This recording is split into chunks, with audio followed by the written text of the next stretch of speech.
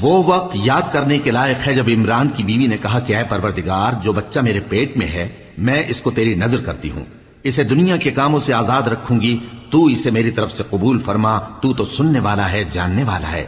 پھر جب ان کے ہاں بچہ پیدا ہوا تو کہنے لگیں کہ پروردگار، میرے تو لڑکی ہوئی ہے، جبکہ اللہ خوب جانتا تھا جو ان کے ہاں ولادت ہوئی تھی، اور نہ ہوتا لڑکا مانند اس لڑکی کے۔ اور کہنے لگیں میں نے اس کا نام مریم رکھا ہے، اور میں اس کو اور اس کی اولاد کو شیطان مردود سے تیری پناہ میں دیتی ہوں۔ تو اس کے پروردگار نے اس کو پسندیدگی کے ساتھ قبول فرمایا اور اس سے اچھی طرح پرورش کیا، اور زکریا کو اس کا کفیل بنایا۔ زکریا جب کبھی عبادت گاہ میں اس کے پاس جاتے تو اس کے پاس کھانا پاتے۔ یہ کیفیت دیکھ کر ایک دن مریم سے پوچھنے لگے کہ مریم، یہ کھانا تمہارے پاس کہاں سے آتا ہے؟ وہ بولیں کہ اللہ کے ہاں سے آتا ہے، بے شک اللہ جسے چاہتا ہے بے حساب رزق دیتا ہے۔ اس وقت زکریا نے اپنے پروردگار کو پکارا، عرض کی کہ پروردگار